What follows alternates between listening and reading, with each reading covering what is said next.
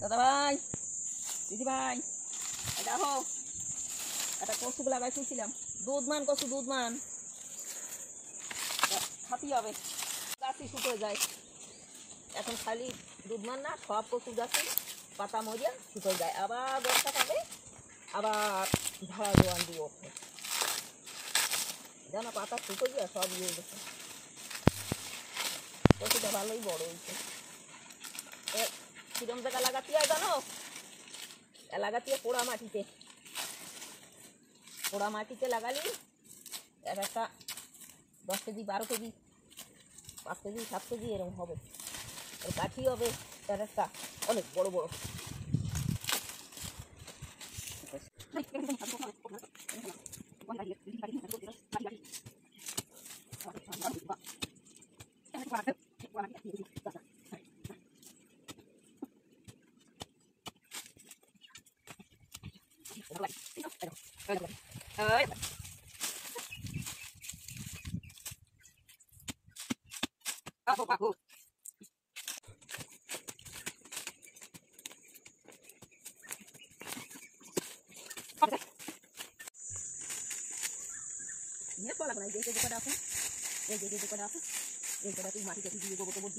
ভালো করে কায়দা করে লাগাইছিলি, দেখিস কচুরটা, দেখিস এ তো ছোট কচু লাগাইছিলাম, এরকম একটা হয়েছিল, এত বড় বড় লম্ব লম্ব হয়েছিল, এটা ছোট হয়েছে।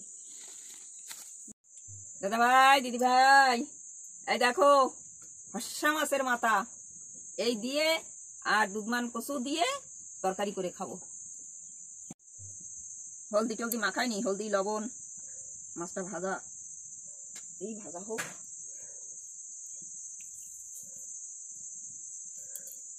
কড়াইতে তেল দিই,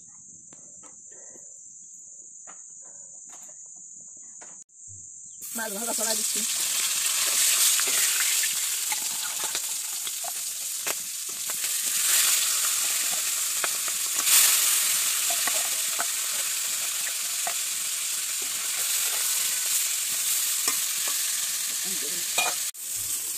দেখো আমার মাছ ভাজা হয়ে গেছে, মিশাই নিচ্ছি।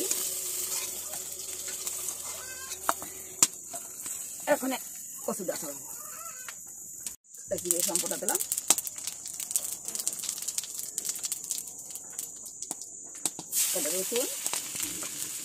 রসুন দিল,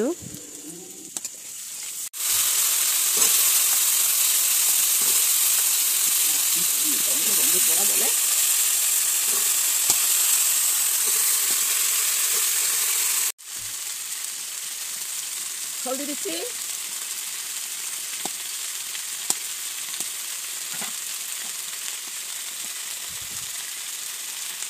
লবণ,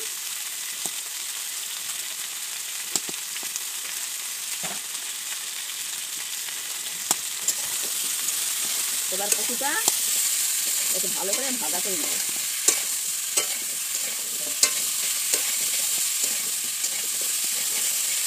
কচুটা ভাজা না হলে স্বাদ হয় না। কাঁচা লঙ্কা থেতো করে দেওয়া হয়েছে, মিক্স করে বাটিনি,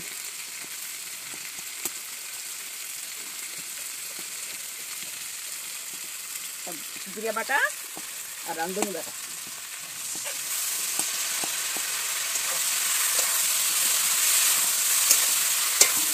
জিরে আর রাঁধুনি একটু ভেজে বাটা করে দেওয়া হলো। ঝোল দিয়ে দিই,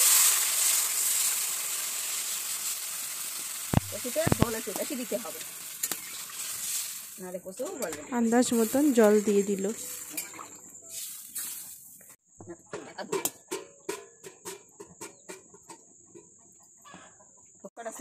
কচুটা গলে গেলেই মাছটা দিয়ে দিতে হবে।